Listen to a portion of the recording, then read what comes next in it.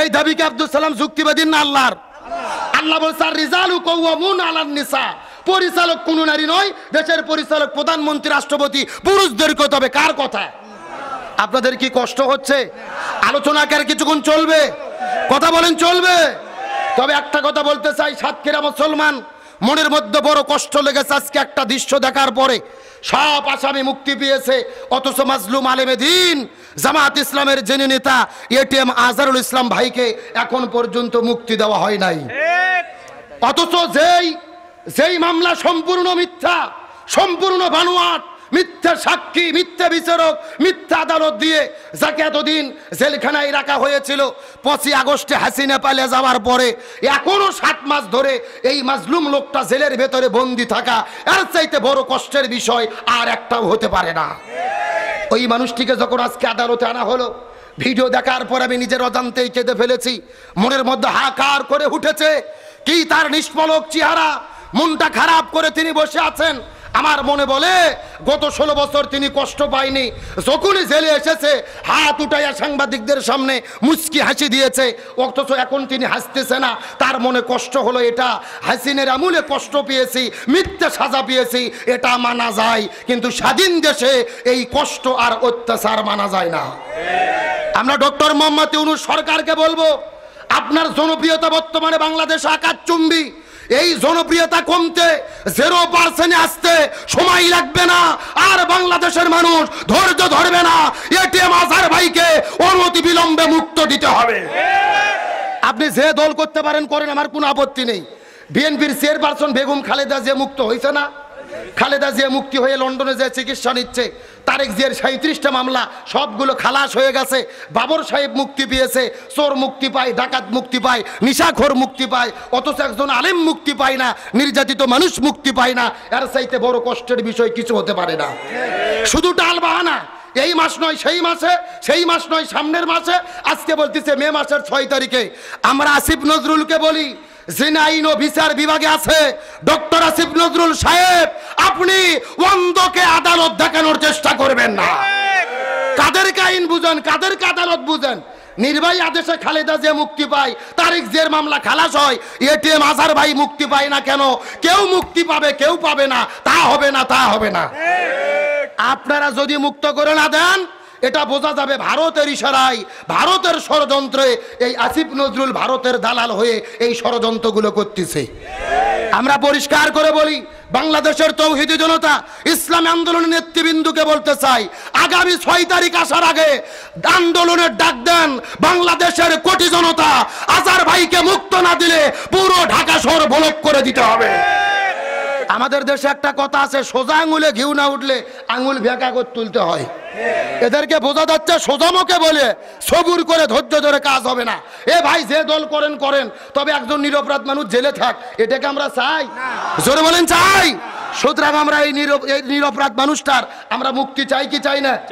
আল্লামা সাঈদীকে হারাইছি, মতিউর রহমান নিজামী, আব্দুল কাদের মোল্লা সবাই হারিয়ে গেছে, একজন লোক মাত্র বেঁচে আছে। আমার মনে বলে একে ভেতরে রেখে হত্যার ষড়যন্ত্র চলতেছে। চিন্তা করতে তো অসুস্থ লোক ভেতরে থাক, ওখানে যেন শেষ হয়ে যায়। ভারতের ইশারা আছে কিনা, রর চাল আছে কিনা, এটা দেখতে হবে। এই জমিনে নতুন করে কোনো ষড়যন্ত্র আমরা আর মানতে চাই না। আলোচনাকে আর কিছুক্ষণ সময় দেওয়া যাবে? চলবে চলবে? কারা কারা চলবে হাত তুলুন তো দেখি। লিল্লাহে তাকবীর। আজকের মাহফিল চলছে চলবে, সাতক্ষীরার মাহফিল চলবে, কলারুয়ার মাহফিল চলবে, কতক্ষণ চলবে? সারা রাত। কে রে, এটা কি হুজুর মারা ওয়াজ নাকি? আমার বারা সারা রাত নয়।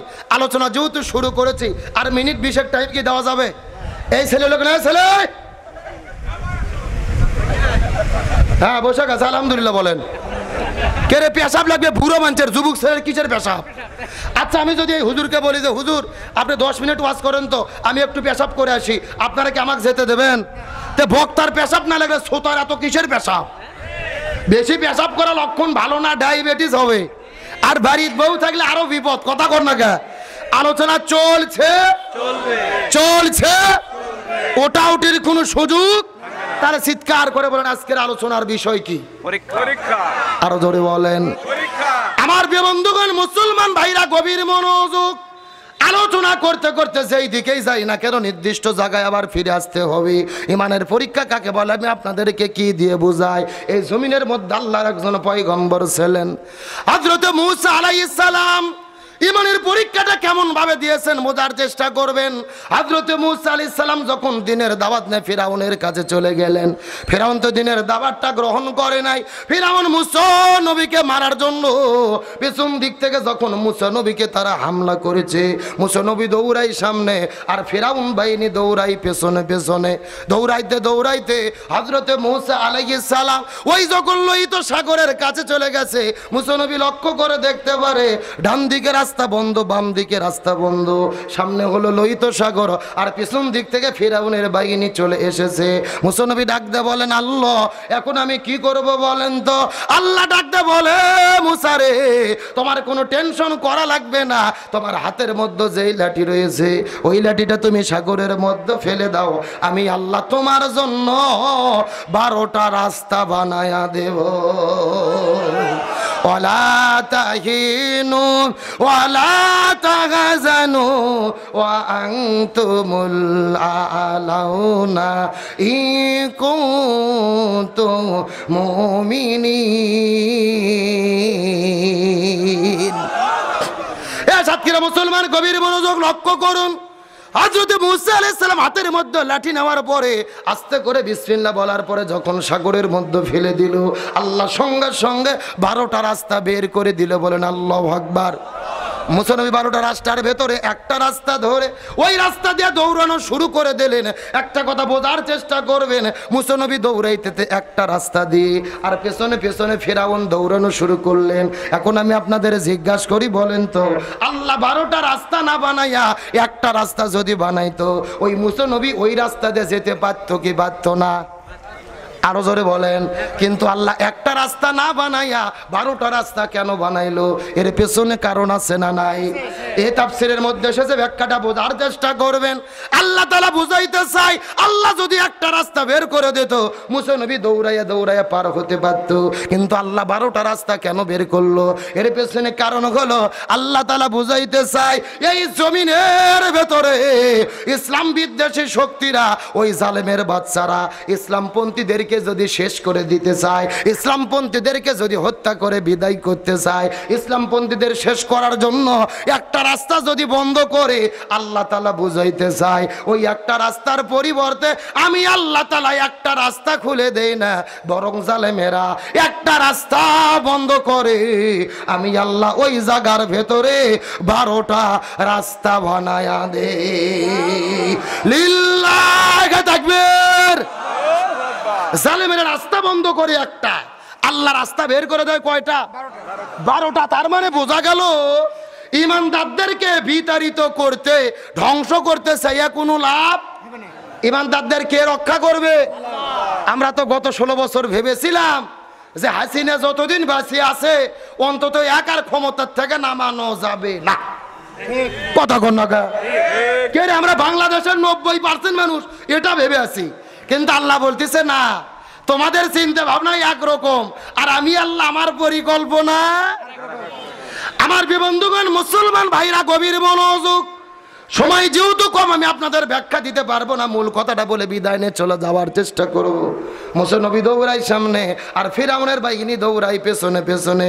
মূসা নবী দৌড়াইতে দৌড়াইতে ওই সাগর যখন পার হয়ে চলে গেছে, ওই ফিরাউন দৌড়াইতে দৌড়াইতে সাগরের মাঝখানে চলে এসেছে। ফিরাউন মনে মনে চিন্তা করে মূসা যেহেতু পার হয়ে গেছে আমিও যেতে পারবো। আর আল্লাহ শুধু মনে মনে বলতেছে আই মার হবে জাগা মতো, মার হবে জাগা মতো। শূন্যস্থান পূরণ বোঝে না জোরে, মার হবে, মার হবে। আল্লাহর মার আছে না নাই? আল্লাহর খেলা আছে না নাই? শাপলা চত্বরে আলেমদের হত্যা করেছে, আল্লাহ কিচ্ছু বলেনি। আল্লাহ বলছে মার হবে জাগা মতো মার।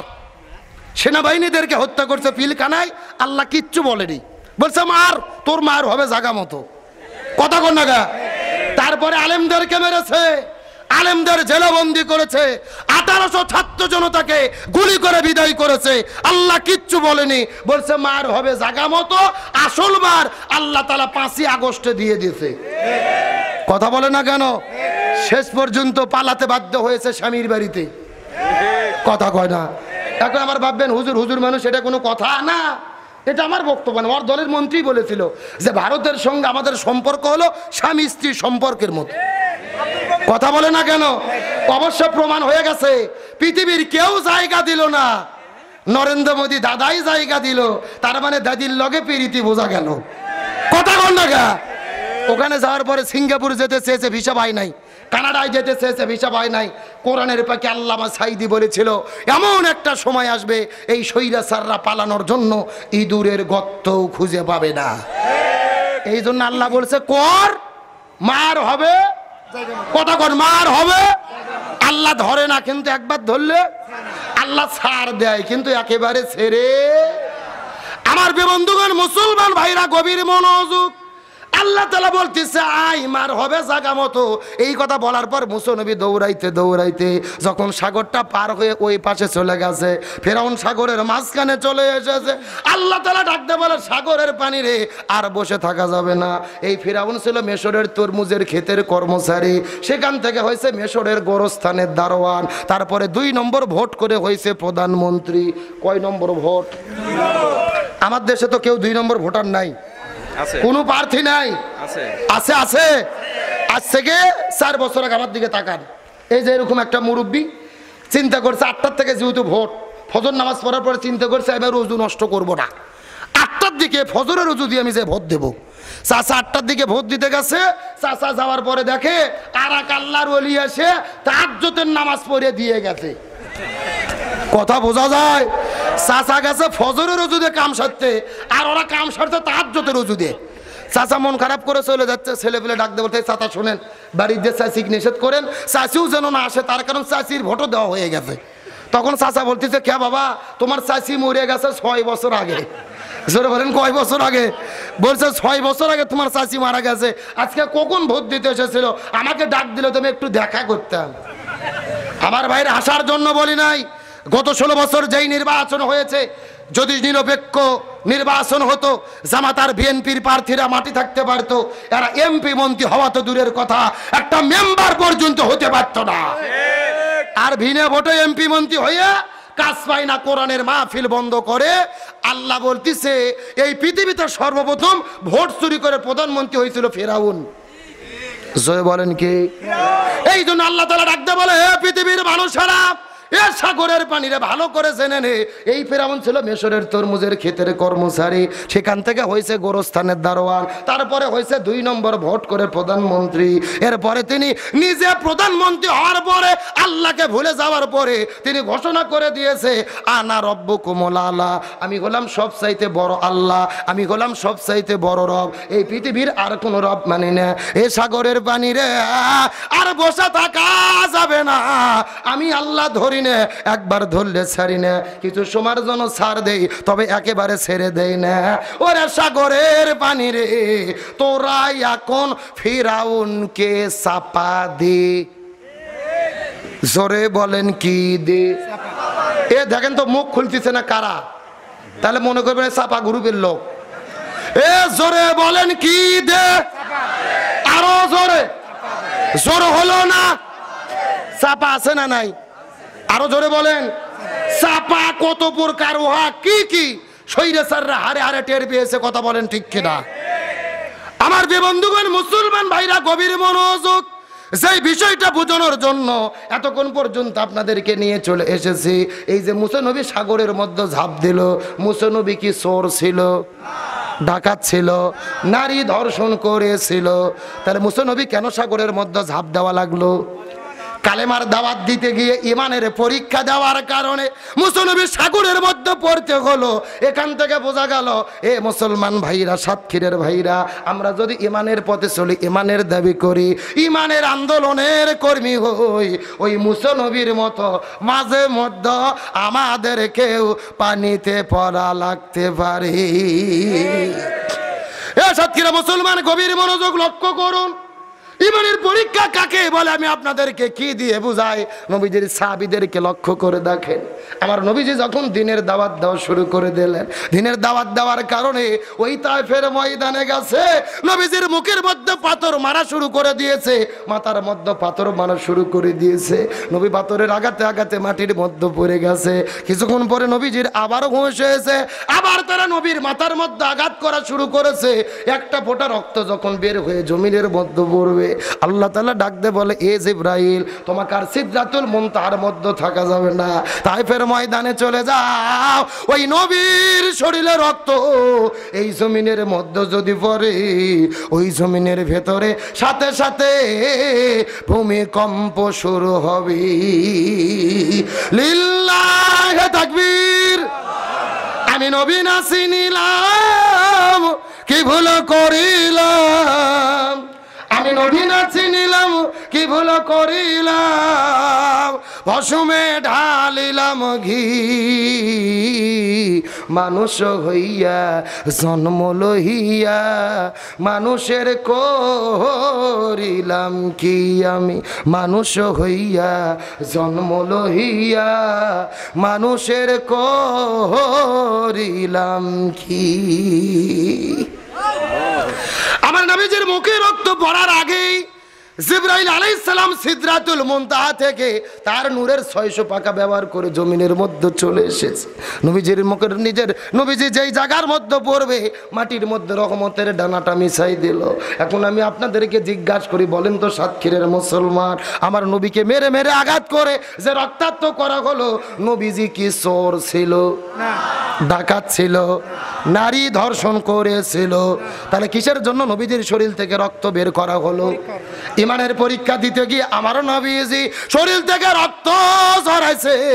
এখান থেকে বোঝা গেল, এ সাতক্ষীরের মুসলমান ভালো করে বোঝেন, আপনি যদি ইমানের পথে চলেন, ইমানের দাবি করেন, ইমানের আন্দোলন করেন ওই নবীর তরিকায়, মাঝে মধ্যে আমাদেরও শরীর থেকে রক্ত ঝরানো লাগতে পারে।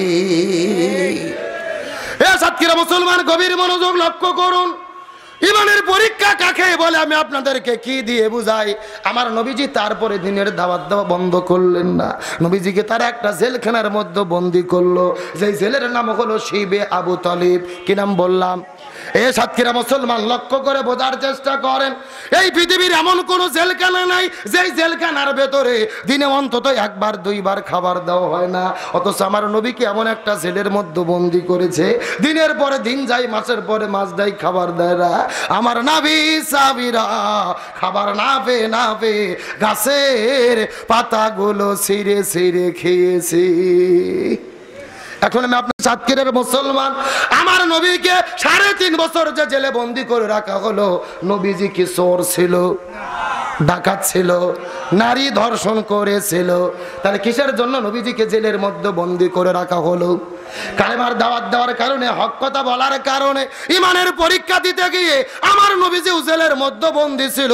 এখান থেকে বোঝা গেল সাতক্ষীরের মুসলমান, আমরা যদি দিনের পথে চলি, দিনের কথা বলি, ইমানের আন্দোলন করি, আমাদের নবীর মতো আমাদেরকে জেলে যাওয়া লাগতে পারে। এই বাংলাদেশের মধ্যে লক্ষ্য করে দেখেন, মুফতি আমির হামজা আল্লামা মামুনুল হক শিশু বক্তা নামে পরিচিত রফিকুল ইসলাম মাদানী, ওই যে কোরআনের বাগী শহীদ আল্লামা দেলওয়ার হোসেন সাইদি, 150 বছর ধরে যিনি কোরআনের মাহফিল আলোচনা করলেন, যার আলোচনা শোনার পরে শত শত মানুষেরা কালেমা পড়ে মুসলমান হল। যেই মানুষটা কাবা ঘরের মধ্যে ঢুকে নামাজ পড়ার মতো অনুমতি পাইল, যেই মানুষটাকে বুকের মধ্যে জোরে ধরে কাবা শরীফের ইমাম কপালের মধ্যে চুমু খাইল, ওই কোরআনের বাগী শহীদ আল্লামা দেলওয়ার হোসেন সাইদিকে 1 নয় 2 নয় 13 বছর ধরে জেলের মধ্যে বন্দি রাখার পরে ওই জেল থেকে বের করে হসপিটালের মধ্যে ভর্তি করে ইনজেকশনের সিরিজের মধ্যে বিষ ঢুকাইয়া আল্লামা সাইদিকে পরিকল্পিত ভাবে তারা হত্যা করেছে। আরো জোরে বলেন। ওই কোরআনের বাগী শহীদ আল্লামা দেলওয়ার হোসেন সাইদি 13 বছর ধরে জেলে বন্দি রাখার পরে হসপিটালে ভর্তি করে যেই ডাক্তারকে চিকিৎসা করার দায়িত্ব দিয়েছিলেন, সেই ডাক্তারের নাম হলেন ডাক্তার মোস্তফা জামান। এই ডাক্তার কোন ডাক্তার? যেই ডাক্তার 2013 সালে শাহবাগের গণজাগরণ মঞ্চে দাঁড়িয়ে স্লোগান দিয়েছিল, সতে সাইদি তুই রাজাকার, তুই রাজাকার, রাজাকারের ফাঁসি চাই, যেই লোকটা আল্লামা সাইদির ফাঁসি চাইলো, ওই লোকটাকে দিল চিকিৎসা করার দায়িত্ব। আমাদের বগুড়ার ভাষায় বলে শিয়ালের কাছে ছাগল বাগি। ওই হসপিটালে 2টা নার্স বলেছেন, আল্লামা সাইদির শরীরে যখন ইনজেকশন পুশ করেছে তার কিছুক্ষণ পরে আল্লামা সাইদি মৃত্যুর কোলে ঢলে পড়েছে। তার মানে বোঝা গেল আল্লামা সাইদির মৃত্যু কোনো স্বাভাবিক মৃত্যু ছিল না, এটা পরিকল্পিত হত্যাকাণ্ড। সুতরাং বর্তমান সরকারকে বলতে চাই, ওই কোরআনের পাকে আল্লামা সাইদিকে পরিকল্পিতভাবে যারা মৃত্যুর দিকে ঠেলে দিয়েছে, এদের প্রত্যেককেই গ্রেফতার করে ফাঁসির দড়িতে ঝুলাতে হবে। আমরা আলেমদের হত্যার বিচার চাই কি চাই না? এ সাতক্ষীরা মুসলমান গভীর মনোযোগ। হাসিনা পালিয়ে গেছে, বাংলাদেশ না ষড়যন্ত্র বন্ধ হয়নি। এই যে ডক্টর ইউনূস সরকারের এত প্রশংসা আমরা করলাম, তার মধ্যেও কিন্তু ষড়যন্ত্র চলতেছে। তার মধ্যে নতুন করে ষড়যন্ত্র শুরু হয়েছে। এই সরকার 10টা কমিশন গঠন করেছিল, তার মধ্যে একটা কমিশনের নাম হলো নারী বিষয়ক সংস্কার কমিশন। এই নারী বিষয়ক সংস্কার কমিশন গত 2 দিন আগে একটা রিপোর্ট দিয়েছে, 433টি সুপারিশ করেছে। তার মধ্যে একটা সুপারিশ করেছে, এই বাংলাদেশে যেই মহিলাগুলো পতিতা আছে, যৌন ব্যবসা করে, যারা জিনা ব্যভিচার করে, এই পতিতা মেয়েদেরকে শ্রমিকের অধিকার দিতে হবে। নাউজুবিল্লাহ বলবেন না? আরো জোরে বলেন নাউজুবিল্লাহ। যারা পতিতালয়ে কাজ করে, দেহ ব্যবসা করে, যৌন কর্মী, এদেরকে নাকি শ্রমিকের অধিকার দিতে হবে। মানে এরা দেশত আর কোনো কাজ কাম খুঁজে পায়নি, এই যৌন ব্যবসা করে যৌন কর্মী হিসেবে যৌন শ্রমিকের অধিকার লাভ করবে। নিঃসন্দেহে এই বাংলাদেশটাকে একটা পতিতালয় করার গভীর ষড়যন্ত্র। আর একটু জোরে বলেন। আরে পতিতা, জিনা, ব্যভিচার ইসলামে সম্পূর্ণ হারাম। আপনাদের উচিত ছিল এটা কিভাবে বন্ধ করা যায়, এই পতিতা মেয়েদের কিভাবে অধিকার প্রতিষ্ঠা করা যায়, কিভাবে স্বামীর ঘরে পাঠানো যায়, পতিতা বন্ধ করে এদের সৎ জীবনে পাঠানো যায়। এরা সেটা বন্ধ না করে যৌন কর্মীদের লাইসেন্স দিচ্ছে, শ্রমিকের অধিকার দিচ্ছে। এটা একটা সুপারিশ করেছে। আর 2 নম্বর সুপারিশ করেছে, তারা বলতেছে আমাদের বাংলাদেশের সংবিধানে কোরআনের ইসলামের কোনো নিয়ম নীতি নেই, 2-3টে নিয়ম নীতি আছে। তার মধ্যে একটা নীতি হলো নারীরা এবং পুরুষেরা পিতামাতা মরার পরে যেই উত্তরাধিকার হিসেবে সম্পদ পায়, এই পারিবারিক সম্পদ পাওয়ার একটা নীতি সংবিধানে আছে। এরা বলতেছে যে আল্লাহর কোরআনের আইন মহিলাদের সঙ্গে বৈষম্য করেছে, মহিলাদেরকে ঠকাইছে। যদি ছেলে জমি পায় 2 বিঘা, মেয়ে পায় 1 বিঘা, মানে মেয়ে অর্ধেক পায় আর ছেলে ডবল পায়, এটা মহিলাদের সঙ্গে বৈষম্য। এই আইনকে বাতিল করে দিয়ে স্বামী এবং স্ত্রী, ছেলে এবং মেয়েকে সমান সমান করতে হবে। নাউজুবিল্লাহ বলবেন না? আচ্ছা চিৎকার করে বলেন তো দেখি, ইসলাম কি মহিলাদেরকে ঠকাইছে? নারীদেরকে ঠকাইছে? সেই জামানায় নারীর কোনো অধিকার ছিল না, জীবন্ত কন্যা সন্তানকে হত্যা করা হতো। আমার নবী সেই জামানায় নারীদের অধিকার দিয়েছেন। রাসূল বলেছেন, যার বাড়িতে 1টা কন্যা তার 1টা জান্নাত, যার 2টা কন্যা তার 2টা জান্নাত, যার 3টা কন্যা আমি নবী আমার সাথে জান্নাত। রাসূল বলেছেন, মায়ের পায়ের নিচে সন্তানের বেশ। এই মহিলাদের কত অধিকার দিয়েছে। 1টা কন্যা জন্মগ্রহণ করা থেকে শুরু করে বিবাহ পর্যন্ত তার বাবা তার দায়িত্ব গ্রহণ করে ভরণ পোষণ আদায় করবে। বাবা না থাকলে বড় ভাই তার ভরণ পোষণ আদায় করবে, মেয়ের কোনো টেনশন নেই। বিয়ের পরে তার স্বামী তার ভরণ পোষণ দেবে, স্বামী না থাকলে ছেলে দেবে, মেয়ে দেবে, আপনার জামাই দেবে, অন্যান্য পুরুষেরা দেবে। কিন্তু কারু নিজেই তার অধিকার কায়েম করতে হবে না, অন্যের অধীনে রেখে দিয়েছে। যতক্ষণ বিয়ে না হবে ততক্ষণ বাবার অধীনে থাকবে, বিয়ের পরে স্বামীর অধীনে থাকবে। কার কথা? তার মানে বোঝা গেল ওরা যে অর্ধেক সম্পত্তি পাবে, ওই অর্ধেক সম্পত্তিও তো ব্যয় করার জায়গা নাই। কতক্ষণ না কে বাবা তার বিয়ের জন্য সন্তান ব্যয় করবে, সম্পদ ব্যয় করবে, আবার স্বামী তার স্ত্রীর জন্য সম্পদ ব্যয় করবে। তার মানে বোঝা যাচ্ছে, বলি এইগুলোর দিকে লক্ষ্য করবেন না। এদের ষড়যন্ত্র হলো সংবিধানের যে কয়টা কোরআনের বিধান আছে, এইগুলো তারা এখান থেকে বাদ দিয়ে ইসলাম বহির্ভূত সংবিধান তৈরি করতে চায়। এই যে নারী সংস্কার কমিশনের প্রধানকে জাফরুল্লাহ চৌধুরী মারা গেছে, শিরিন হক তার স্ত্রী হলো এটার প্রধান। এদের ছবি থেকে বোঝা যায় এরা ছেলে না মেয়ে, লেডিস না জন্ডিস বোঝার কোনো বুদ্ধি নেই। তাহলে গভীর মনোযোগ, ভালো করে বোঝেন। মেয়ে পাবে অর্ধেক সম্পত্তি, ছেলে পাবে ডবল। আরে ও অর্ধেকই তো ঠিক মতো দেয় না। কথা কর না কে? বাবার ভাই যদি অর্ধেকই ঠিক মতো দিত তাও তাদের অধিকার কায়েম হতো। মেয়ে জমি পাবে 6 বিঘে, ওকে 2 বিঘে দিয়ে বলে মা তুই আমার জন্য দোয়া করিস, আমি হজে যাচ্ছি। কথা কর না কে? 6 বিঘে পাবে 2 বিঘে দেয়, 1 বিঘে পাবে 8 শতক দেয়। আরে আল্লাহর কোরআন যতটুকু দিয়েছে এতটুকু যদি কায়েম করতে পারো আর মহিলাদের কোনো কষ্ট থাকবে না। এটা গেল 2 নম্বর। আর 3 নম্বর তারা বলেছে ইসলামী আইন মেনে বিবাহ হওয়ার দরকার নাই। ধর্মীয় ভিত্তিতে কেন বিবাহ হতে হবে? ধর্মীয় নীতির বাইরেও ইচ্ছা মতো বিয়ে করা যাবে। নাউজুবিল্লাহ কোন। এখন বলেন তো দেখি, ইসলামী নিয়ম বাদ দিয়ে যদি বিয়ে করা হয় ওই বিয়ে কি আল্লাহর দরবারে কবুল হবে? তার মানে ওরা চাচ্ছে শরীয়ত বাদ দিয়ে বিয়ের সিস্টেম চালু করে পুরো দেশটা জেনা ব্যবসায় ভরপুর করে জারদ সন্তানের কারখানা তৈরি করতে চাচ্ছে। আমরা ডক্টর ইউনূস সরকারকে বলতে চাই, আপনার পক্ষে আমরা কথা বলেছি, আপনাকে সমর্থন করেছি, কিন্তু নারী সংস্কার কমিশনের কথা মতো কোরআন বিরোধী আইন যদি বাংলাদেশে পাশ করা হয় এই বাংলাদেশের কোটি জনতা আপনাদের বিরুদ্ধে রাজপথে নামতে বাধ্য হবে। কোরআন বিরোধী ইসলাম বিরোধী কোন আইন আমরা করতে দেব। যেই রকম এই সরকারকে সমর্থন করেছি, আবার এই সরকারকে লাল কার্ড দেখাতেও আমরা সময় নেব না। একেবারে সোজা কথা, ইসলামের সঙ্গে কোরআনের সঙ্গে যারা শত্রুতা করবে এদের সঙ্গে আমাদের বন্ধুত্ব হতে পারে। সুতরাং ডক্টর ইউনূস সরকারকে বলি, নারী সংস্কার কমিশনকে বাতিল করে দেন, পুরো কমিশন বাতিল করেন, এদের সমস্ত প্রস্তাবকে বাতিল করে দেন। ইসলাম বিরোধী কোনো প্রস্তাব মানা হবে? আপনাদের মনে হয় খুবই কষ্ট হচ্ছে, রাগ করতেছেন। আলোচনা কি আর কয়েক মিনিট চলবে? কথা বলেন চলবে? তাহলে চিৎকার করে বলেন আলোচনার বিষয় কি? আরো জোরে বলেন।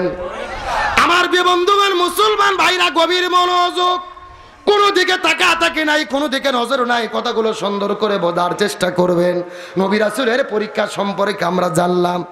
কোরআনের পক্ষে আল্লামা সাঈদীর জীবনের দিকে লক্ষ্য করে দেখেন, এই বাংলাদেশের মধ্যে আমরা যতগুলো মানুষে মানের পরীক্ষা দিতে দেখেছি তার মধ্যে সবচাইতে শীর্ষে হলো কোরআনের পক্ষে আল্লামা সাঈদী। ওই মানুষটাকে তারা বলেছে রাজাকার, তারা বলেছে নারী ধর্ষণকারী, কিন্তু আল্লাহ তাআলা প্রমাণ করেছে ওই কোরআনের পাখি আল্লামা সাঈদীর বিদায়ে আসমান কান্না করেছে, আল্লামা সাঈদীর বিদায়ে জমিনটাও কান্না করেছে। আল্লামা সাঈদীর বিদায়ে আসমান কান্না করেছে, জমিনটাও কান্না করেছে। এ সাতক্ষীরা মুসলমান, কথাগুলো বোঝার চেষ্টা করবেন। জানেন আর যেমন আপনাদের মধ্যে আসতে পারবো কি পারবো না, ছোট্ট করে একটা মেসেজ আপনাদেরকে দিয়ে বিদায় চলে যেতে চাই। আল্লামা সাঈদীর বিদায়ে আসমান জমিন কেমনে কান্না করলো আমাদের জানতে মন চায় কি চায় না? আরো জোরে বলেন। আমি অবশ্যই আপনাদের মধ্যে আলোচনা করব, তবে এখন যদি অনুমতি দেন মহিলাদের জন্য 2 মিনিট কিছু বলবো। বলার দরকার আছে না নাই? কথাগুলো সুন্দর করে বোঝার চেষ্টা করবেন। আমার নবীজি মিরাজের রজনীতে সর্বপ্রথম চলে গেলেন জান্নাতের ভেতরে। ওই জান্নাতটা পরিভ্রমণ করার পরে যখন জান্নামের মধ্যে চলে গেলেন, ওই জান্নামে যাওয়ার পরে লক্ষ্য করে দেখে ওই জান্নামের ভেতরে হাজার হাজার মহিলাদেরকে আগুন দিয়ে দাউ দাউ দাউ দাউ করে জ্বালানো হচ্ছে। আর এই মহিলাগুলো চিৎকার করে চেঁচামেচি করতেছে, আর মহিলাদের মাথার উপরে বসে কিছু কাকগুলো বসে থেকে তাদের মাথার মগজগুলো ঠুকুরে ঠুকুরে খাচ্ছে।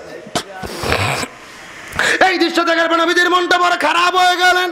জিবরাইলকে জিজ্ঞাসা করে বলেন, হে ভাই জিবরাইল, এই সমস্ত মহিলাগুলো কারা তুমি বলো তো দেখি। এমন সময় জিবরাইল ডাকতে বলে, ইয়া রাসূলুল্লাহ, মনের মধ্যে কষ্ট নেবেন না। এই মাত্র আল্লাহর পক্ষ থেকে জিবরাইল আসার পরে রাসূলকে ডাকতে বলে, ইয়া রাসূলুল্লাহ, এই মাত্র আল্লাহ তাআলা জানাই দিল আপনার উম্মতের ভেতরে অধিকাংশ মহিলারা জাহান্নামে যাবে। অধিকাংশ মহিলাগুলো যাবে কোথায়? এই কথা শোনার পরে নবীজির মনটা বড় খারাপ হয়ে গেলেন। জিবরাইলকে জিজ্ঞেস করলেন, হে ভাই জিবরাইল, অধিকাংশ মহিলা কেন জাহান্নামের মধ্যে যাবে? তুমি দয়া করে বলো তো দেখি। জিবরাইল ডাক দিয়ে বলে, ইয়া রাসূলুল্লাহ, অধিকাংশ মহিলা জাহান্নামের মধ্যে যাবে এর পেছনে অনেকগুলো কারণ রয়েছে। তার ভেতরে প্রধানত কারণ হলো 2টা। জোরে বলেন কয়টা? 2টা। সাউন্ড নাই? আপনাদের কি কষ্ট হচ্ছে? চিৎকার করে বলেন অধিকাংশ মহিলা জাহান্নামে যাবে কারণ হলো কয়টা? আরো জোরে। কোন 2টা কারণে মহিলারা জাহান্নামের মধ্যে যাবে আমাদের জানার দরকার আছে না নাই? আপনাদের দরকার না থাকলেও মহিলাদের দরকার। এ মা বোনদেরকে এই জায়গার মধ্যে আটকায় রাখলাম, গভীর মনোযোগ। আমার মা বোনদেরকে ডাক দে বলি, মা বোনেরা ধৈর্য ধারণ করে কয়েকটা মিনিট আর বসার চেষ্টা করবেন। আমি সামান্য একটা মেসেজ দেওয়ার পরে সামনের দিকে চলে যেতে চাই। আল্লামা সাঈদীর বিদায়ে আসমানটা কান্না করেছে, আল্লামা সাঈদীর বিদায়ে জমিনটাও কান্না করেছে। এই কথা কেন বললাম, কথাগুলো সুন্দর করে বোঝার চেষ্টা করবেন। আল্লামা ইমাম তাইমিয়া রহমাতুল্লাহ আলাইহি তার কিতাবের মধ্যে বর্ণনা করে বলেন, আল্লাহর প্রিয় বান্দারা যখন জমিন থেকে বিদায় নিয়ে চলে যায়, তাদের বিদায়ের পরে আসমান কান্না করে, জমিনটাও কান্না করে।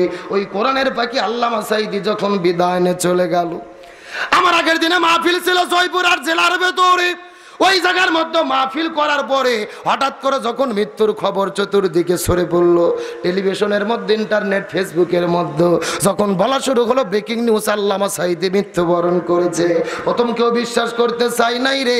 একজন আর একজনকে মোবাইল করে, আর একজন আর একজনকে টেলিফোন করে মানুষেরা মনে মনে ভেবেছিল আগের দিন সন্ধ্যার দিকে হসপিটালের ভেতরে আল্লামা সাঈদীকে প্রিজন ভ্যান থেকে যখন নামানো হয়েছিল, আল্লামা সাঈদী দাঁতগুলো বের করে এমন জোরে একটা ফেলফেলাইয়া হাসি দিয়েছিল, যে হাসির দৃশ্যটা এখন পর্যন্ত আমাদের চোখের মধ্যে ভাসতেছে। মানুষেরা মনে মনে ভেবেছিল ওই কোরআনের পাখিটা আবার মনে হয় আমাদের মধ্যে ফিরে আসবে। সাতক্ষীরা মুসলমান গভীর মনোযোগ লক্ষ্য করো। ওই জয়পুর হাট থেকে রওনা করলাম ঢাকার উদ্দেশ্যে। যাইতে যাইতে ঢাকার মধ্যে যখন পৌঁছে গেলাম, ফজর নামাজের আজান দিয়ে দিল। আল্লামা সাঈদীর লাশের চতুর্দিকে হাজার হাজার মানুষ সারা রাত দাঁড়িয়েছিলেন, হাউমাউ করে করে, শিশু বাচ্চার মতো কান্না করে করে দোয়া করে। কিন্তু ফজর নামাজের আজান হওয়ার পরে যখন নামাজের জন্য দাঁড়িয়ে গেল, ওই জালেমের বাচ্চারা গুলি করা শুরু করলেন, সাউন্ড গ্রেনেড, টিয়ার সেল নিক্ষেপ করা শুরু করলো। নামাজ পড়িত মুসল্লিদের ওপরে গুলি করে আল্লামা সাঈদীর লাশটাকে টেনে হেঁচড়ে ওই জায়গার মধ্যে গরু ছাগলের মতো টেনে হেঁচড়ে নিয়ে যাওয়া হলো। যেই মানুষটা দুইবারের সংসদ সদস্য ছিল, যেই মানুষটা কাবা ঘরের মধ্যে ঢুকে নামাজের ইমামতিত্ব করেছে, যেই মানুষটা ঢাকা শহরের মধ্যে বাসা রয়েছে, যেই মানুষটা জগৎ বিখ্যাত একজন মুফাসসির, এই মানুষটার মৃত্যুর পরে এই মানুষটার লাশের সঙ্গে তারা যে বেয়াদবি করেছে, আমার মনে বলে আর চাইতে বড় জুলুম এই জমিনে আর একটাও হতে পারে না। আমার বন্ধুগণ, মুসলমান ভাইরা গভীর মনোযোগ। ওই লাশটা ওখান থেকে নিয়ে টেনে গেছে রে খুলনায়। কবরটা দেওয়ার কথা ছিল, ওই জালেমের বাচ্চারা সেই জায়গার মধ্যে কবর দিতে দেবে না। পিরোজপুর আল্লামা সাঈদী ফাউন্ডেশনের দিকে লাশটা নিয়ে রওনা করা হলো। ঘোষণা করা হলো বেলা 2টার দিকে তার জানাজা হবে। আমরাও ঢাকা থেকে রওনা করলাম পিরোজপুরের উদ্দেশ্যে। ওই ঢাকা থেকে রওনা করার পরে 9টা, 9:30টার দিকে যখন পিরোজপুরে পৌঁছে গেছি, আল্লাহর কসম করে বলি, মিথ্যে কথা বলবো না, যেই মাঠের মধ্যে জানাজা হবে ওই মাঠ থেকে কমপক্ষে 15 কিলো দূর পর্যন্ত মাত্র 3 ঘন্টার প্রচারে হাজার হাজার গাড়িগুলো আসার পরে রাস্তাগুলো ব্লক হয়ে গেছে রে। আর চতুর্দিক থেকে লক্ষ লক্ষ মানুষগুলো হাউমাউ করে করে, কান্না করে করে পঙ্গপালের মতো আল্লামা সাঈদীকে একটা নজর দেখার জন্য তারা পাগল হয়ে গেছে। প্রায় 1.5-2 ঘন্টা ধরে কষ্ট করে জামগুলো ঠেলার পরে যেই মাঠের মধ্যে জানাজা হবে, মাঠের মধ্যে যাওয়ার পরে লক্ষ্য করে দেখি লক্ষ লক্ষ মানুষ জড়ো হয়ে গেছে। 2টার দিকে জানাজা হওয়ার কথা, 12:30টার দিকে প্রশাসনগুলো জোর করে জবরদস্তি করে জানাজাটা পড়াই দিল। জানাজাটা যখন শুরু হলো, লক্ষ লক্ষ মানুষ চতুর্দিকে দাঁড়িয়ে গেছে। আল্লাহর কসম করে বলি, কোরআন আমার সামনে মিথ্যা কথা বলবো না। এই জীবনে কত জানাজার নামাজ দেখেছি, বাবা মা মারা গেলে সন্তান কান্না করে না, আবার সন্তান মারা গেলে এমনও বাবা মা সে কান্না করে না, বড় ভাই মারা গেলে ছোট ভাই কান্না করে না। অথচ এই মাঠের ভেতরে আল্লামা সাঈদীর জানাজা যখন শুরু হলো, চতুর্দিক থেকে লক্ষ লক্ষ মানুষেরা হাউমাউ করে করে কান্না করা শুরু করেছে। কেউ বা কান্না করে করে সেন্সলেস হয়ে মাটির মধ্যে পড়ে গেছে, কেউ বা ওখান থেকে দাঁড়িয়ে চলে গেছে, কেউ বা কান্না করে অজ্ঞান হয়ে পড়ে যাচ্ছে রে। আমার মনে হচ্ছিল যেন আল্লাহ হাসরের ময়দানের একটা চিত্র জমিনের মধ্যে দেখাতে যায়। লিল্লাহ তাকবীর। আল্লাহ তাআলা আমাকে তৌফিক দিয়েছিলেন সেই জানাজায় উপস্থিত হওয়ার জন্য।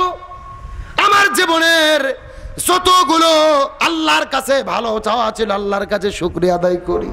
এই জানাজার মধ্যে আল্লাহ সরাসরি উপস্থিত হওয়ার মতো তৌফিক দিয়েছিলেন। আল্লামা সাঈদীর বিদায়ে আসমান জমিন কেমনে কান্না করলো, কথাটা ভালো করে বোঝার চেষ্টা করবে। আল্লামা সাঈদীর বিদায়ের পরে সারা বাংলাদেশের 64 জেলার মধ্যে ঝিরি ঝিরি ঝিরি ঝিরি গুই গুই বৃষ্টি নাজির হলো। এই বাংলাদেশ স্বাধীনতার পরে 54 বছরের রেকর্ড হলো, সাতক্ষীরাতে বৃষ্টি হলে খুলনার মধ্যে হয় না, খুলনার মধ্যে বৃষ্টি হলে ঢাকাতে হয় না, আবার ঢাকায় বৃষ্টি হলে চট্টগ্রাম সিলেটের মধ্যে হয় না রে। কিন্তু আল্লামা সাঈদীর মৃত্যুর পরে বাংলাদেশের 64টা জেলার ভেতরে গুড়ি গুড়ি গুড়ি গুড়ি বৃষ্টি নাজিল হয়েছে। সাতক্ষীরা মুসলমান গভীর মনোযোগ লক্ষ্য করুন। এই জায়গার মধ্যে শেষ নয়, ফজর নামাজ পড়ার পরে আল্লামা সাঈদী ফাউন্ডেশনে কেন্দ্র মসজিদের পাশে যখন কবর করা শুরু হলো, আকাশ থেকে ঝমঝম ঝমঝম করে বৃষ্টি পড়া শুরু করলেন। কবরটা করা যখন শেষ হয়ে গেল, বৃষ্টিটা বন্ধ হয়ে গেল, সূর্যের আলো আবার বের হয়ে গেল। 3টা পর্যন্ত ভালো রোদ ছিল। জানাজাটা শেষ হয়ে লাশটা যখন কবরের মধ্যে নামাবি, আবার ঝমঝম ঝমঝম ঝমঝম ঝমঝম করে বৃষ্টি শুরু হলো। এখন আমি আপনাদেরকে জিজ্ঞাসা করি, বলেন তো দেখি, সাতক্ষীরার মুসলমান, বৃষ্টি হয় কার হুকুমে? আবার বৃষ্টি বন্ধ হয় কার হুকুমে? এই জায়গার মধ্যে শেষ নয় রে মুসলমান। ওই আল্লামা সাঈদীর মৃত্যুর মাত্র 9 মিনিট পরে পুরো ঢাকা শহরটা ভূমিকম্পে কম্পিত হয়েছে। লিল্লাহ তাকবীর। ঢাকা শহরের বিজ্ঞানীদের মাথাগুলো ফেল পড়ে গেল। এই ভূমিকম্পের শুরু হলো কোথায়? এই ভূমিকম্পের শেষ হলো কোথায়? কত রিক্টার স্কেলে ভূমিকম্পটা হলো কেউ বলতে পারে না। বিজ্ঞানীরা ফেল পড়ে গেল। আল্লামা সাঈদীর মৃত্যুর মাত্র 9 মিনিট পরে পুরো ঢাকা শহরটা ভূমিকম্পের মধ্যে কেঁপে উঠলো। আল্লাহ তাআলা বুঝাইতে চাই, আল্লামা সাঈদীর মৃত্যুর পরে আল্লামা সাঈদীকে তোমরা বলেছো রাজাকার, তোমরা বলেছো নারী ধর্ষণকারী রে। আল্লাহ প্রমাণ করেছে আল্লামা সাঈদী ধর্ষণকারী রাজাকার নয়। আল্লামা সাঈদী ছিলেন আমার আল্লাহর বন্ধু। এই বাংলাদেশে সেটা প্রমাণ হয়ে গেল। আল্লামা সাঈদীকে হত্যা করলেন 14 আগস্টে। 15 আগস্টের মধ্যে আল্লামা সাঈদীর জানাজার নামাজটা পর্যন্ত পড়তে দিল না। কবরের চতুর্দিকে মানুষদেরকে জিয়ারত পর্যন্ত করতে দেয় নাই। কত বড় জালেমের বাচ্চা!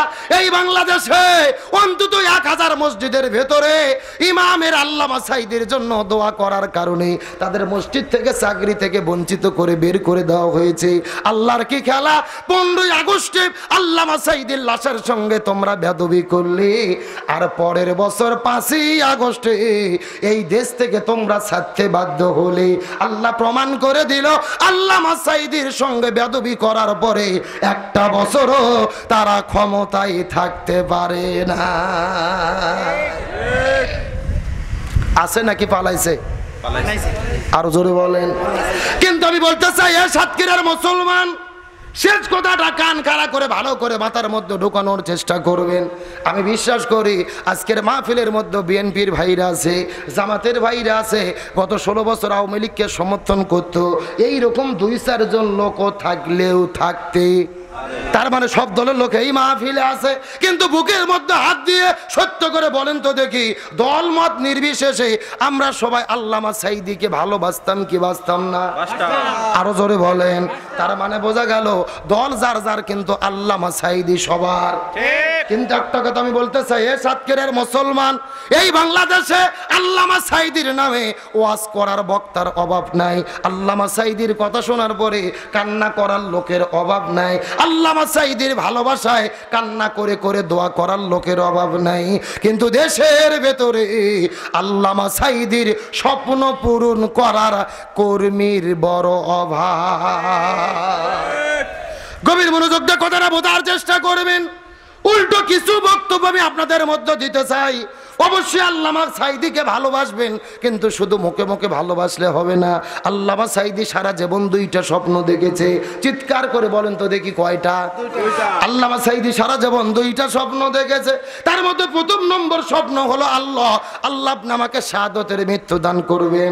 আমার মনে বলে 13 বছর জেল থাকার পরে হসপিটালে ভর্তি করে ইনজেকশনে সিরিজে বিষ দিয়ে হত্যা করেছে।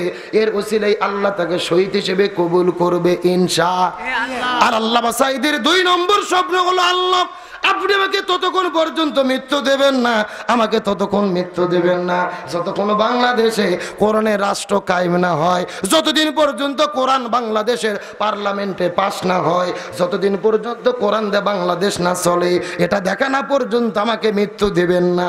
এখন আমি আপনাদের জিজ্ঞাসা করি, বলেন তো এ সাতক্ষীরার মুসলমান আল্লামা সাঈদী বিদায় নিয়ে চলে গেছে, বাংলাদেশকে কোরআন দিয়ে চলে? আরো জোরে বলেন, চলে? তার মানে বোঝা গেল শুধু আল্লামা সাঈদীর জন্য কান্না করলে হবে না, আল্লামা সাঈদীর স্বপ্ন পূরণে আমাদের কাজ করতে হবে। আরো জোরে বলেন। আল্লামা সাঈদীর ভালোবাসার লোকের অভাব নাই, আল্লামা সাঈদীর নামে ওয়াজ করার লোকের অভাব নাই, আল্লামা সাঈদীর জন্য কান্না করার লোকের অভাব নাই। কিন্তু আল্লামা সাঈদী যেই আদর্শ নিয়ে বিদায় নিয়েছে, ওই আদর্শ গ্রহণ করে ইসলামী আন্দোলনের কর্মী হয়ে কোরআনকে বিজয় করার কর্মীর বড় অভাব। এই জন্য আমি আপনাদের পরিষ্কার করে বলি, আল্লামা সাঈদী স্বপ্ন দেখেছে বাংলাদেশ কোরআন দিয়ে চলুক। আল্লামা সাঈদীর সেই স্বপ্ন পূরণ হোক। আপনারা কি চান? জোরে বলেন, চান? ভালো করে বোঝার চেষ্টা করবেন। স্বাধীনতার 54 বছর পার হয়ে গেছে, এক দল ক্ষমতায় এসেছে, আর এক দল ক্ষমতার থেকে চলে গেছে, আমরা শান্তি পাইনি। আল্লাহর কোরআন বলেন, ওমানা আরদা আন যিকরি ফাইন্না লাহু মাঈশাতান দঙ্কা। আল্লাহর কোরআন যেই জমিনে চলে না, ওই জমিনে শান্তি থাকতে পারে না। সুতরাং শান্তি যদি পেতে চাও, ফামান তাবিয়া হুদাইয়া ফালা খাউফুন আলাইহিম ওয়ালা হুম ইয়াহজানুন, এই জমিনে কোরআন কায়েম করতে হবে। কার কথা? শেষ কথা লক্ষ্য করেন। এই যে আপনারা এখানে লিখে দিয়েছেন আব্দুল সালাম যুক্তিবাদী, আমি যুক্তি দিয়ে কিছু কথা আপনাদেরকে বুঝাই। মনে করেন বাংলাদেশের ঢাকা শহরে বিশাল বড় একটা পানির ট্যাঙ্কি আছে। যখন কিসের ট্যাঙ্কি? ওই ট্যাঙ্কির মধ্যে থেকে পাইপ দিয়ে দিয়ে বাংলাদেশের 64টা জেলায় পানি সাপ্লাই দেওয়া হয়। কিন্তু ঢাকাতে যে পানির ট্যাঙ্কি আছে, ওই ট্যাঙ্কির ভেতরে একটা মরা বিড়াল মরিয়ে পচে গন্ধ উঠে আছে। আমার কথা বোঝা যায়? একটা পাইপ আস্তে আস্তে আস্তে আস্তে আপনাদের সাতক্ষীরা কলারোয়াতেও এসেছে। এখন বলেন তো, পাইপ দিয়ে যে এই পানি বের হচ্ছে, পানিটা ভালো না গন্ধ? আমার কথা কি বুঝতেছেন? বলেন, ভালো না গন্ধ? এখন গন্ধলা পানি বের হওয়ার পরে আপনাদের সাতক্ষীরা শহরে যত হুজুর আছে জেলায়, এই যে এরকম বড় বড় হুজুর, ইমাম, মুয়াজ্জিন, খতিব, মুফতি, মুহাদ্দিস, ফকি, সব আলেমদেরকে ডেকে বলা হয়েছে, এই হুজুরের গোষ্ঠীরা, এই যে গন্ধলা পানি বের হচ্ছে, তোমরা ফু দিয়ে দিয়ে পরিষ্কার করো। হবে না? কতক্ষণ কতক্ষণ হবে? আচ্ছা বলেন তো, পানি পরিষ্কার করতে গেলে কি পরিষ্কার করা লাগবে? ওই ঢাকা শহরের ট্যাঙ্কি পরিষ্কার করা লাগবে। এটা কি বুঝতে পেরেছেন? এবার আসল ওয়াজ শোনেন, আসল ওয়াজ। এই বাংলাদেশেও শান্তি প্রতিষ্ঠার একটা ট্যাঙ্কি আছে, যার নাম হলো সংসদ ভবন। আর একটু জোরে বলেন। আর ওই সংসদের ভেতর থেকে বাবার আইন, দাদার আইন, চাচার আইন, খালুর আইন, ফুপর আইন, কার্ল মার্ক্সের আইন, লেনিনের আইন, পুতিনের আইন, সক্রেটিসের আইন, প্লেটোর আইন, ধর্মনিরপেক্ষতাবাদ, জাতীয়তাবাদ, সোশ্যালিজম, ক্যাপিটালিজম, ভারতের আইন, ব্রিটিশের আইন, মানব রচিত তন্ত্র মন্ত্রকে জুতোই এবং ঝাঁটাপেটা করে যতদিন বিদায় করে দিয়ে এই কোরআন সংসদের মধ্যে ঢুকাইয়া কোরআন দিয়ে বাংলাদেশ পরিচালিত না হবে, ততদিন পর্যন্ত এই জমিনের ভেতরে শান্তি আসতে পারে না, পারে না, পারে না। সুতরাং কোরআন বাংলাদেশের পার্লামেন্টে কায়েম হয়ে বাংলাদেশ পরিচালিত হোক, এটাকে আপনারা চান? কারা কারা চান? দুটি হাত আল্লাহকে তুলে দেখাই দেন।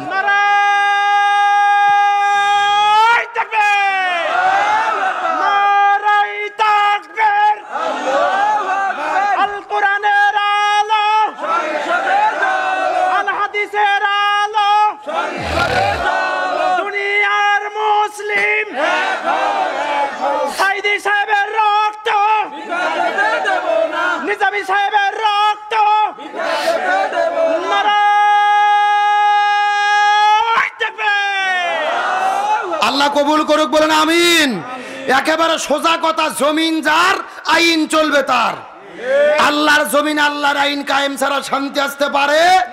একেবারে সোজা কথা। বাবার নীতি, বেটির নীতি, স্বামীর নীতি, বইয়ের নীতি, চাচার নীতি, চাচির নীতি দিয়ে এই জমিনে শান্তি কায়েম হবে না। শান্তির জন্য কোরআনের নীতি কায়েম করতে হবে। আর কোরআন যতদিন কায়েম করতে না পারবো ততদিন শান্তি আসবে না। কোরআন বাংলাদেশে কায়েম হোক আপনাকে দেখতে চান? জোরে বলেন দেখতে চান? পরিষ্কার করে বলি, স্বাধীনতার 54 বছর গেছে, এক দল এসেছে আর এক দল চলে গেছে, কোন দল আমাদের শান্তি দিতে পারেনি। আজকের ঘোষণা, এই বাংলাদেশে সব দল দেখা শেষ, আগামীতে আলেমদের নেতৃত্বে কোরআনের বাংলাদেশ। এই কোরআনের বাংলাদেশ কায়েম হওয়া ছাড়া শান্তি আসবে না। আর এই জন্য যদি আমাদের ইমানের পরীক্ষা দিতে হয়, ইব্রাহিম নবীর মতো আগুনে পড়তে হয়, মুসা নবীর মতো পানিতে ঝাঁপ দিতে হয়, আমাদের নবীর মতো জেলেবন্দি হতে হয়, আমাদের শহীদ আবু সাঈদের মতো অস্ত্রের কাছে বুক পাতিয়ে দিতে হয়, তাও দেব, শরীরের তাজা রক্ত ঢেলে দেব, তাও বাংলার জমিনে কোরআন কায়েমের আন্দোলন আমরা করেই যাব ইনশাআল্লাহ। বলেন এই বাংলাদেশে আমরা কোরআনকে বিজয় দেখতে চাই কি চাই না? আরো জোরে বলেন চাই কি চাই না? আলোচনা কার মিনিট 5 চলবে? কারা কারা চলবে না হাত তোলেন। ঘুম যে ধরে গেছে এইবার বোঝা গেল। সত্য সত্য কারা কারা চলবে হাত তোলেন তো দেখি। হ্যাঁ সবাই উঠান, লিল্লাহি তাকবীর। না সাউন্ড আগের মতো নেই, হাত নামান। আচ্ছা আপনাদের এই দিকে কি ফুটবল খেলা হয় না? বিয়ে অবিয়ে খেলা হয় না? এক পাশে যারা বিয়ে করতে তারা, আর এক পাশে যারা বিয়ে। এখন একটা তাকবীর দেব, প্রথমে তাকবীর দেবে যারা বিয়ে করেনি তারা, তারপরে তাকবীর দেবে যারা বিয়ে করেছে তারা। দেখি কাদের সাউন্ড বেশি দেখার দরকার আছে না নাই? প্রথমে হাত উঠে অবিবাহিত কারা কারা দেখি, যারা যারা বিয়ে করেন অবিবাহিত। হ্যাঁ লিল্লাহি তাকবীর, মাশাআল্লাহ, হাত নামাও। এখন যারা যারা বিয়ে করেছেন, বাবা যারা মুরব্বীরা, বড় ভাইরা, যারা যারা বিয়ে করেছেন হাত তোলেন, যারা যারা বিয়ে করেছেন। হ্যাঁ হ্যাঁ হ্যাঁ, লিল্লাহি তাকবীর। কি হুজুর সাউন্ড কোনটা বেশি? আপনি বিয়ে করছেন এই জন্য বলতেছেন নাকি? আসলে বিয়ালার সাউন্ড বেশি হওয়ার কারণ হলো বিয়ালাদের সংখ্যা বেশি। কথা কন না কে? এখন বিয়ে অবিয়ে সবাই মিলে 60 যদি একটা তাকবীর দেয়, সাউন্ড কম হবে না বেশি হবে? সবাই মিলে এমন একটা তাকবীর দেবো, আশেপাশে কোনো সার পোকা, তেরা পোকা, উই পোকা, ইসলাম বিদ্বেষী শক্তি যদি থাকে, ওদের অন্তরের জন্য কাঁপনি সৃষ্টি হয়। রাজি আছেন? সবাই টান টান হাত তোলেন তো দেখি সবাই। হ্যাঁ হাতগুলো ওঠেন, একটু হাতগুলো নাড়াচাড়া করেন। ঘুম সেরুক আলহামদুলিল্লাহ। জি এখন হাতগুলো মুষ্টি করেন, মুষ্টি। হ্যাঁ লিল্লাহি তাকবীর, আল কোরআনের আলো, সংসদে জালো, সারা বাংলায় জালো, সারা বিশ্বে জালো, লিল্লাহি তাকবীর। আলহামদুলিল্লাহ ভাই, আমার কলিজা ঠান্ডা হয়ে গেছে। রাত বাজতেছে 4 মিনিট কম 12:30, আর আপনাদের চোখের দিকে চাইয়ে মনে হচ্ছে সন্ধ্যে 7টা বাজে। কথা কন না গা? রাত 12টা যে কোন দিক দিয়ে পার হয়ে গেছে আমরা বুঝতেই পারিনি। আমার মন বলতেছে আজকের মাহফিল আল্লাহর দরবারে কবুল হয়ে গেছে। আমিন কোন? এ 5টা মিনিট টাইম কি দেওয়া যাবে? এ মুরবি মুরবি মুরবি, খুবই চাপ। হ্যাঁ বসে গেছে আলহামদুলিল্লাহ। বলেন চলবে, আলোচনা চলছে, ওটা উঠি করা যাবে। হ্যাঁ পরীক্ষা কি ধীরে ধীরে বুঝতেছেন, আরো বুঝবেন। তবে বলেন কয়টা কারণে মহিলারা অধিকাংশ জাহান্নামে যাবে? আরো জোরে বলেন। আমার বন্ধুগণ, মুসলমান ভাইরা গভীর মনোযোগ। আমার নবী যে জিবরাইলকে জিজ্ঞাসা করে বললেন, এ ভাই জিবরাইল বলো তো দেখি কোন 2টা কারণে মহিলারা জাহান্নামের মধ্যে যাবে? এই 2টা কারণ তোমার কাছে জানতে চাই। জিবরাইল ডাক দিয়ে বলে, ইয়া রাসূলুল্লাহ, এই 2টা কারণের ভেতরে প্রথম নম্বর কারণ হলো যেই মহিলাগুলো মাথার চুলগুলো বের করে, আজরা পাজরা বের করে বেপরদা অবস্থায় রাস্তাঘাটে ঘোরাফেরা করে, এই সমস্ত মহিলাগুলো জাহান্নামের মধ্যে যাবে। তার মানে বোঝা গেল বেপরদা নারী যারা জাহান্নামে যাবে তারা এ শূন্যস্থান পূরণ। বোঝেন না? জোরে, বেপরদা নারী যারা। কে রে পর্দার মিছিল করতে কি ভয় লাগতেছে নাকি বইয়েরা শুনতেছে দেখে ভয় করতেছেন? এমন সাউন্ড দেন মহিলা প্যান্ডেল যেন পার হয়ে যায়। রাজি আছেন? বেপরদা নারী যারা। আরো জোরে বলেন, বেপরদা নারী যারা। এখন বলেন বাংলাদেশে বেপরদা নারী আছে না নাই? আরো জোরে বলেন। আরে নাই মানে? সাতক্ষীরার খবর আমি খুব ভালো করে জানি। বেপরদা মহিলার ঠেলায় রাস্তাঘাটে হাঁটা যায় না। কথা কন না গা? এই বাংলাদেশে বেপরদা নারীদের কত আস্পর্ধা। গত 3 দিন আগে ঢাকাতে এক ভার্সিটিতে আমরা দেখেছি, পারভেজ নামে একটা ছেলে, 2টা মেয়ে হেঁটে যাচ্ছে রাস্তা দিয়ে। পারভেজ একটু দেখার পরে হেসেছে। কি করছে? কোনো অন্যায় নাই, কোনো অপরাধ নাই, শুধু হাসছে। হাসার কারণেই ওই দুইটা মেয়ে তার বয়ফ্রেন্ডকে ফোন দিয়েছে যে আসো আমাদের এখানে শেষ করে দিল। বয়ফ্রেন্ড মানে বোঝেননি, প্রেমিক প্রেমিক একেবারে দৌড়ে মাথা গরম বয়ফ্রেন্ড আসে পারভেজকে এমন পিটেছে, এই পারভেজ নামক ছেলেটি মৃত্যুবরণ করে পৃথিবী থেকে বিদায় নিয়ে চলে গেছে। জোরে বলেন নাউজুবিল্লাহ। তাহলে চিন্তা করে দেখেন অপরাধ কি? শুধু হাসছে না, তাদের গায়ে হাত দিয়েছে না, ইফটিজিং করেছে না, তাদের ডিস্টার্ব করেছে, শুধু হাসার জন্য পারভেজকে জীবন দিতে হলো। মনের মধ্যে বড় কষ্ট লাগে। আজকে পারভেজ না মারা গিয়ে যদি একটা মহিলা মারা যেত, ওই নারীবাদীদের আন্দোলনের ঠেলায় আমরা পুরুষরা বাংলাদেশে থাকতে পারতাম না। তার মানে বাংলাদেশে নারী নির্যাতনের আইন আছে, পুরুষ নির্যাতনের কোনো আইন নাই। এ কথা কন না গা। এই পারভেজ নামে ছেলে কি অপরাধ? মৃত্যুর আগে তিনি বারবার বলেছে স্যার আমার কোনো অপরাধ নেই, আমি শুধু হেসেছি, তাদেরকে দেখে একটু হাসি দিয়েছিলাম, সরি আমাকে মাফ করে দেন। তারপরেও তাকে মাফ করে দেওয়া হলো না। এই দুইটা মেয়ে তার বয়ফ্রেন্ডকে ডেকে হত্যা করে নিল। আল্লাহর কোরআন এই জন্য বলেছে ইন্না কাইদা শাইতানি কানা দইফা, শয়তানের ষড়যন্ত্র হলো দুর্বল। ইন্না কাইদা কুন্না আজিম, আর মহিলাদের ষড়যন্ত্র হলো ভয়ঙ্কর। শয়তান ষড়যন্ত্র করলে আপনি বাঁচতে পারবেন, মহিলারা যদি আপনার বিরুদ্ধে ষড়যন্ত্র করে আপনি বাঁচতে পারবেন না। প্রশাসনকে বলি, যেই ছেলেপেলেগুলো পারভেজকে হত্যা করেছে এদেরকে গ্রেফতার করেছেন, এদেরকে শাস্তি দেন। শুধু এদের শাস্তি দিলে হবে না, যেই দুইটা ডাইনি মেয়ের কারণে এই দুর্ঘটনা ঘটলো এই দুই মেয়েকেও গ্রেফতার করে শাস্তির আওতায় আনতে হবে। তার কারণ ওই বয়ফ্রেন্ডের দোষ কম, দোষ বেশি এই দুই মেয়ের। কথা কন না কে? একে যখন মারা হলে এই দুই মেয়ে যদি বলতো যে যা হয়েছে হয়েছে মাফ করে দাও, এত বড় অন্যায় করেনি, যেকে মারে শেষ করে দেওয়া লাগবে। বয়ফ্রেন্ড তো চিন্তা করছে নেই কেক পাওয়ার জন্য সব কিছু করা লাগবে। কথা কন না কে? ওদের তো মাথা গরম। নেইকে ফোন দিয়ে স্যার মানা যায়, একেবারে নায়কের মতো উড়ে আসছে মোটর সাইকেল নিয়ে, একেবারে হত্যা করে বিদায় করে দিল। আমরা সরকারকে বলি বাংলাদেশের নারী নির্যাতনের যেভাবে আইন আছে আমরা পুরুষ নির্যাতনের আইন চাই।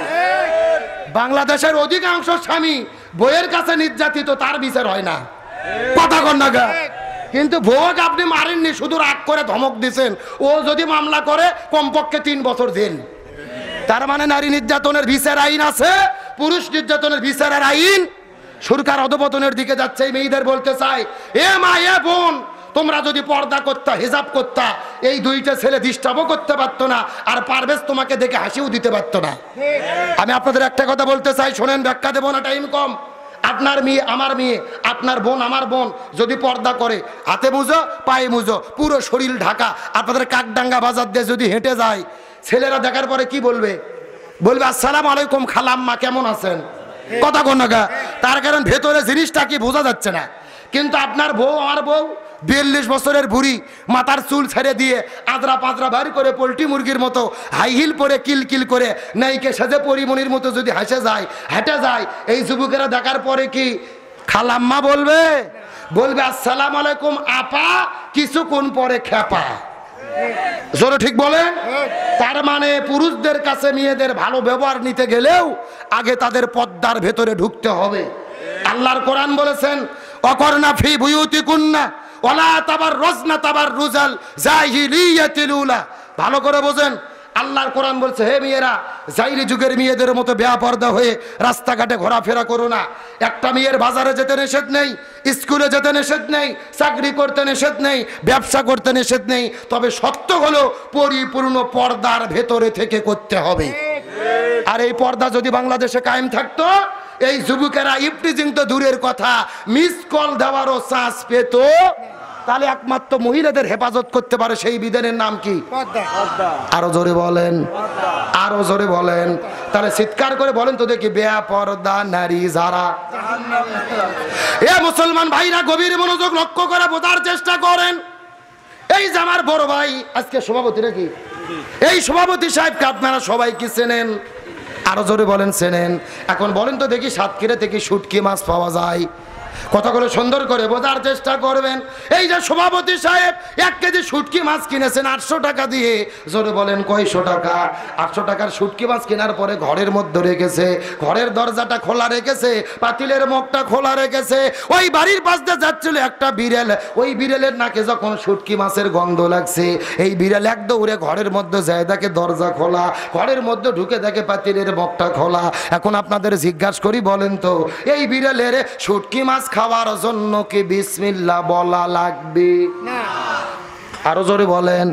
এ বিসমিল্লাহ ছাড়াই বিড়াল শুটকি মাছ খাওয়া শুরু করছে। সভাপতি দেখার পরে মনে করছে সর্বনাশ, 1000 টাকা কেজি শুটকি মাছ সর্বনাশ করলো খাইয়া। ওই বিড়ালটিকে ধরে এমন মারা মেরেছে জীবন যাই যাই অবস্থা। ওই বিড়ালটিকে বলেছে, বিড়াল আবার আগামীকাল সকালবেলা এই শুটকি মাছ যদি তুই খাইতে আসিস, তোকে জবে করে জমিন থেকে বিদায় করে দেব, তোকে কিন্তু হত্যা করে পৃথিবী থেকে শেষ করে দেব। এই বলে বিড়ালটিকে ছেড়ে দিয়েছে। পরের দিনে আবার শুটকি মাছ কেনার পরে পাতিলের মধ্যে রেখে পাতিলের মুখটা খোলা রেখেছে, ঘরের দরজাটাও খোলা রেখেছে। এখন আমি আপনাদের জিজ্ঞাসা করি, বলেন তো আগের দিনের বিড়াল যদি পরের দিনে সভাপতির বাড়ির পাশ দিয়ে আবার যদি যায়, আর যদি নাকের মধ্যে শুটকি মাছের গন্ধ লাগে, ভাই ওই বিড়ালটি শুটকি মাছের কাছে যাবে কি যাবে না? এ জোরে বলেন, যাবে কি যাবে না? তার মানে শুটকি মাছকে যদি রক্ষা করতে চান, ঘরের দরজা বন্ধ করতে হবে, পাতিলের মুখটা বন্ধ করতে হবে, তাহলে শুটকি মাছ এমনিতেই রক্ষা পাবে। ঠিক একই রকম ভাবে আপনার মেয়ে আপনার বোনকে বেপরদা করে রাস্তাতে ছেড়ে দেবেন, আর যুবকদেরকে বলবেন ইফটিজিংয়ের আইন আছে, র‍্যাব আছে, পুলিশ আছে, কোনো লাভ হবে না। ওই শুটকি মাছের গন্ধ পাইলে বিড়াল যে এরকম দৌড়াই, ওই বেপরদা মহিলা দেখলে পুরুষগুলো সেই রকম দৌড়াবে। এ যুবকেরা কথা বলো। তার মানে বোঝা গেল মহিলাদের নিরাপত্তার জন্য কি লাগবে? আরো জোরে বলেন, কি লাগবে? পর্দা ছাড়া মহিলাদের হেফাজত করা যাবে? তাহলে চিৎকার করে বলেন তো দেখি, বেপরদা নারী যারা। এই কথা শোনার পরে নবীজির মনটা বড় খারাপ হয়ে গেল। জিবরাইলকে জিজ্ঞেস করলেন, হে ভাই জিবরাইল, 2 নম্বর কারা জাহান্নামের মধ্যে যাবে? তুমি দয়া করে বলো তো দেখি। জিবরাইল ডাক দিয়ে বলে, ইয়া রাসূলুল্লাহ, 2 নম্বর হলো ওই প্রকার মহিলাগুলো, যেই মহিলাগুলো স্বামীর খেদমত করে না, স্বামীর কথা মতো চলে না, স্বামীর আনুগত্য করে না, এই সমস্ত মহিলাগুলো জাহান্নামের মধ্যে যাবে। তার মানে বোঝা গেল স্বামীর অবাধ্য স্ত্রী যারা জাহান্নামে যাবে। আমার কথা কি বুঝতেছেন না? চিৎকার করে বলেন, বেপরদা নারী যারা, স্বামীর অবাধ্য স্ত্রী যারা। এই জন্য আমার নবী বলেছেন মহিলাদের জন্য 4টা আমল করতে হবে। এই 4টা আমল করলে আল্লাহ 8টা জান্নাতের দরজা খুলে দেবে। 1 নম্বর হলো নামাজ, 2 নম্বর হলো রোজা, 3 নম্বর স্বামীর খেদমত, 4 নম্বর পর্দা। 1 নম্বর নামাজ, 2 নম্বর রোজা, 3 নম্বর স্বামীর খেদমত, 4 নম্বর পর্দা। রাসূল বলে দিয়েছেন এই 4টা আমল যদি কোনো মহিলা করতে পারে, আল্লাহ তাদের জন্য 8টা জান্নাতের দরজা খুলে দেবে। যেই দরজা